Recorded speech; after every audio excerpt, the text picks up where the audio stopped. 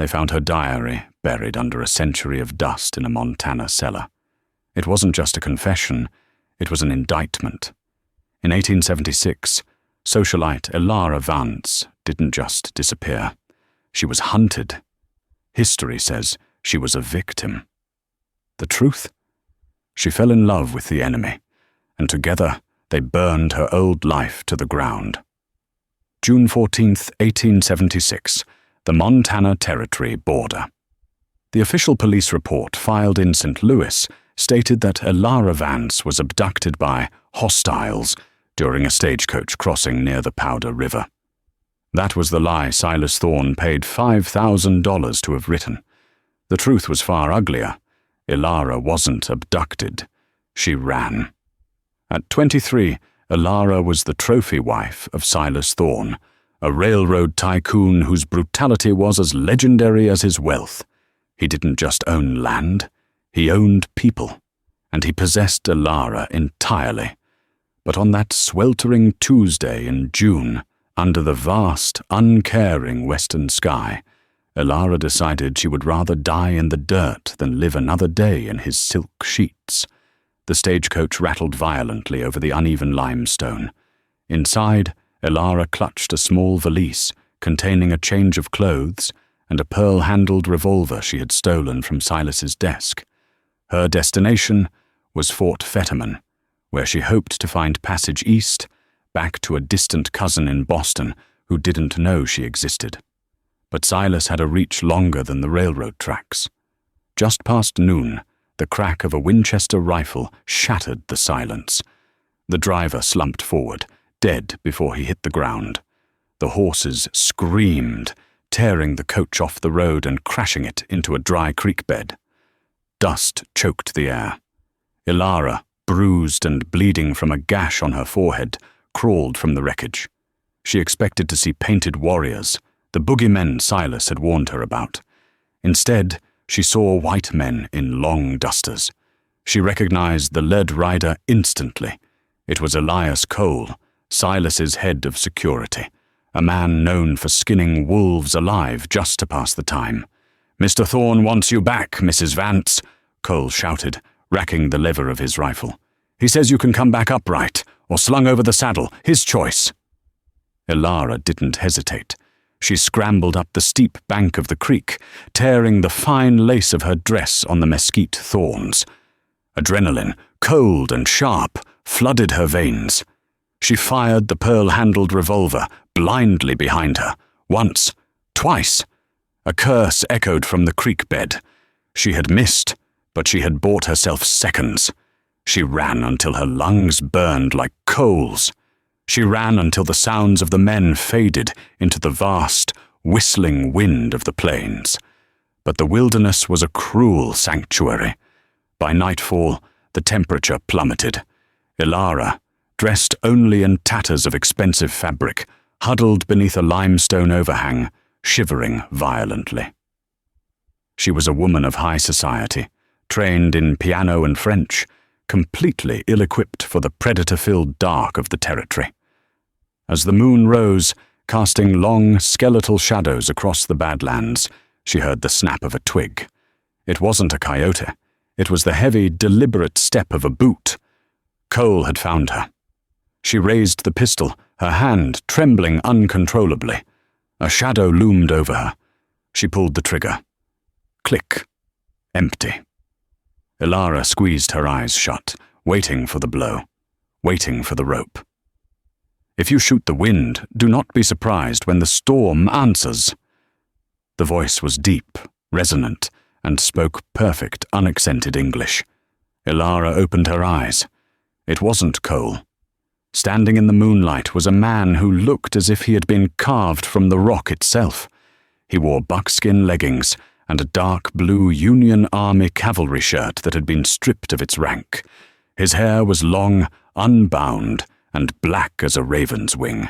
He held a Winchester loosely in one hand, but his eyes, dark, intelligent, and fiercely intense, were fixed on her useless gun.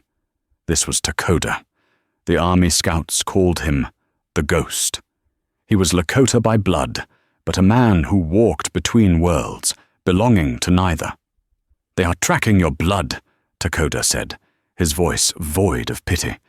"You have 5 minutes before they find this ridge. Live or die.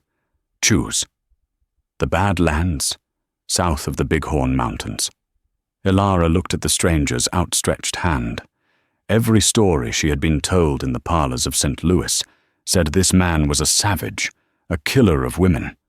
But the men hunting her were civilized, and they intended to drag her back to a living hell. She took his hand.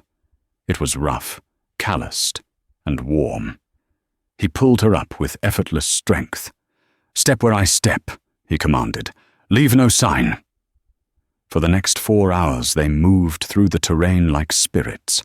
Lakota moved with a silence that seemed supernatural, while Ilara struggled to keep up, biting her lip until it bled to keep from crying out as rocks sliced her feet through her thin boots. They stopped at a high vantage point as the sun began to bleed over the horizon. Below them, miles away, the faint dust cloud of Cole's posse could be seen circling the creek bed. "Why?" Ilara gasped, collapsing against a boulder. Her throat felt like it was filled with glass. "Why help me?" Lakota uncorked a canteen and handed it to her. He didn't answer immediately. He scanned the horizon, his jaw set. "I am not helping you, Washichu woman. I am hunting them." He turned to face her, and in the morning light, Ilara saw the scars on his face, faint white lines running down his neck. "The man leading them, Cole. He burned a village near the Tongue River 3 winters ago. He killed my brother." Ilara lowered the canteen, the water suddenly cold in her stomach. "He works for my husband, Silas Thorne." Lakota's eyes narrowed. The name meant something to him. "Thorne," he repeated, the name tasting like poison. The man bringing the iron horse through the sacred lands, the man paying the soldiers to break the treaties. "He owns them," Ilara whispered. "He owns everyone, even the governor." Lakota looked at her, really looked at her, for the first time. He didn't see a spoiled socialite anymore. He saw a fugitive, a witness. "Then you are dangerous," Lakota said softly. "More dangerous than a loaded rifle." He crouched down, pulling a piece of dried meat from his pack. "We travel north, to the camp of Sitting Bull. It is the only place the soldiers, and your husband's dogs, cannot go." "That's suicide," Ilara argued, panic rising. "General Crook is marching that way. Custer is marching that way. It's a war zone." "It is the only escape," Lakota replied. He leaned in close, his face inches from hers. The smell of sage, leather, and wood smoke overwhelmed her senses. It was intoxicating. "Unless you wish to return to the man who treats you like cattle." He reached out, his thumb brushing a smudge of dirt from her cheek. The gesture was shockingly tender for a man of war. "There is a fire in you, Ilara. I saw it when you pulled that trigger. Do not let them extinguish it." It was the first time he had used her name. Their moment was shattered by a sound that made the blood freeze in Ilara's veins. It wasn't a gunshot. It was the distant, rhythmic thrumming of a telegraph wire in the wind, or so she thought. Lakota stood abruptly, his body tense as a bowstring. He put his ear to the ground. "Riders!" he hissed. "Not Cole's men. Bluecoats. Cavalry." He grabbed her arm. "We must move! Now!" "Wait!" Ilara resisted, pulling back. "The cavalry will help me. I can tell them who I am." "You think they care?" Lakota's voice was a low growl. "Thorne has put a bounty on you. He claims you are hysterical, mad. He has paid the army to rescue you and return you to him." Ilara froze. Silas had thought of everything. There was no law she could turn to. The entire territory was a trap. "Then where?" she cried, tears finally spilling over. "There is nowhere left." Lakota grabbed her shoulders, shaking her slightly to snap her focus back to him. "No escape from this love. he whispered. A strange, prophetic phrase that seemed to slip out before he could stop it. He paused, his dark eyes searching hers, realizing the weight of the words. That is what the elders say about destiny. You run from one death only to find another, unless you fight. He pulled a knife from his belt and handed it to her. Cut your dress, he ordered. You cannot run in that cage. Today the white woman dies. If you want to live, you must become something else. Ilara looked at the knife, then at the horizon where the dust of the approaching cavalry swirled. She thought of Silas's cold hands, the gilded mansion that felt like a tomb. She gripped the knife handle. With a scream of frustration and liberation, she slashed the heavy petticoats and silk skirt away, leaving her in her undertunic and bloomers. She looked wild. She looked unhinged. She looked free. Lead the way, she said, her voice steady. Lakota nodded, a flicker of respect passing through his eyes. But as they turned to head into the deep canyons, neither of them saw the scout watching them from a mile away through a brass telescope. It wasn't the cavalry. And it wasn't Cole. It was Jim Bridger, an old mountain man who owed Silas Thorne a life debt. He lowered the telescope and spurred his horse south toward the telegraph station. Silas Thorne would know within the hour. His wife wasn't just missing. She was running with the ghost, and that made her an act of war. June 22nd, 1876. The Little Bighorn River. They had ridden hard for a week, stealing horses from a trapper's line camp and subsisting on little more than parched corn and river water. The landscape had changed from arid badlands to the rolling green-gold hills of the territory. But the air here was thick with tension. The ground seemed to vibrate with the movement of thousands, soldiers marching from the east and the great gathering of tribes to the west. Ilara was no longer the porcelain doll of St. Louis. Her skin was bronzed by the sun, her hair a tangled braid down her back. She rode astride, wearing buckskins Lakota had traded for at a remote trading post. But the change wasn't just physical. One night, by a low fire hidden in a ravine, Lakota watched her clean the revolver. You handle that weapon differently now, he observed. I used to be afraid of what it did, Ilara said quietly, checking the cylinder. Now I'm only afraid of what happens if I don't use it. Lakota moved closer, the firelight dancing in his dark eyes. The connection between them had grown from necessity into something terrifyingly potent. It was an unspoken heat, a magnetic pull that terrified Ilara more than Silas ever had. Silas wanted to possess her. Lakota seemed to want to know her soul. My mother, Ilara started, her voice trembling. She died when I was born. My father never spoke of her. He just said she was from the West. He burned all her portraits. Lakota went still. He reached into his tunic and pulled out a small, beaded pouch. He emptied it into his hand. It was a silver locket, tarnished and dented. I found this near where you were captured, he said. It fell from your valise. Ilara gasped. It was my mother's. It's the only thing I have of hers. Lakota opened it. Inside was not a picture, but a lock of hair, jet black, and a small scrap of paper with a symbol drawn on it. A red hawk. Do you know what this is? Lakota asked, his voice rough. No, just a drawing. It is the mark of the Oglala, Lakota whispered, specifically the band of red cloud. He looked at her, his eyes searching her face, seeing the high cheekbones, the structure that had always set her apart from the other society women. Your mother wasn't just from the West, Ilara. She was one of us. You are not a white stranger running to the tribes. You are returning home. The revelation hit Ilara like a physical blow, the feeling of always being an outsider, the strange comfort she felt in this wild land. It suddenly made sense. She wasn't running away. She was running too. But the moment was shattered by the thunder of hooves.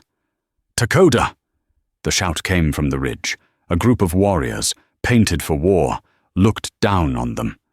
Leading them was a man Lakota knew well, Gaul, the Hunkpapa war chief. "The long hair is coming," Gaul shouted, referring to General Custer. "He rides to the river. We fight at the greasy grass." Lakota looked at Ilara. "You must go with them to the camp. You will be safe among the women." "No!" Ilara grabbed his arm. "Cole is still out there. If Custer attacks, Cole will use the chaos to find me." "I will find Cole," Lakota promised, his hand cupping her face. For the first time, he kissed her, a desperate, searing kiss that tasted of smoke and finality. "Go. Live. I will come for you when the guns stop."